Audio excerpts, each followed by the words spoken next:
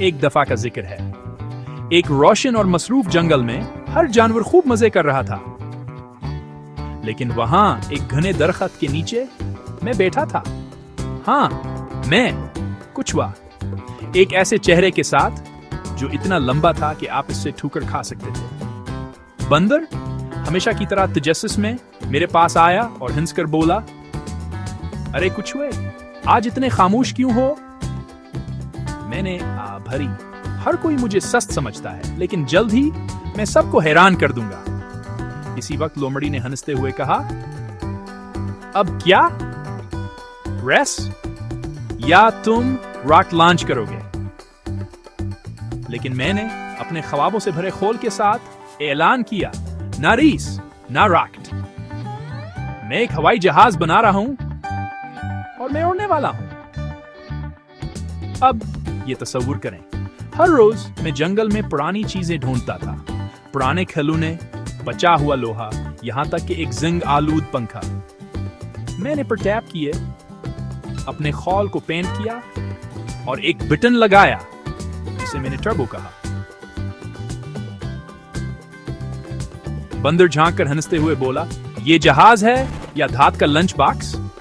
लेकिन मैंने सिर्फ आंख मारी, ये टर्टल एयरलाइंस है और ये जल्द ही उड़ान भरने वाली है। बड़ा दिन आ गया। हर जानवर, हाथी, खरगोश, चीता, यहां तक कि वो बदतमीज बूढ़ा तूता भी हैरत से आंखें फाड़े मना खोले जमा हो गए। मैंने अपना हेलमेट पहना, अपने जहाज में बैठा और चलाया। 3, 2, 1 परवाज। पूरा ढांचा कानपा, लर्जा और एक शानदार धड़ाम के साथ गिर गया। एक सेकंड के लिए खामोशी, फिर हर तरफ हिंसी गूंज उठी।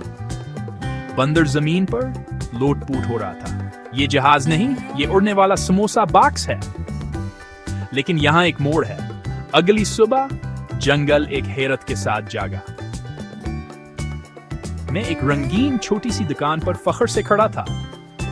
टर्टल एयरलाइंस की टी-शर्ट्स, टोपियां, यहां तक कि खिलौने भी। हजूम कतार में खड़ा था, हर कोई एक टुकड़ा चाहता था। लोमड़ी ने हैरत से देखा, तुमने ये सब कैसे किया? मैं मुस्कुराया, शायद मेरा जहाज कभी नहीं उड़ा, लेकिन मेरा ब्रांड जरूर उड़ा। तो याद रखें, कभी कभी एक छोटी सी नाकामी बहुत ज्यादा मजे का बास बनती है, और कभी कभी हिंसी उड़ने का बेहतरीन तरीका है।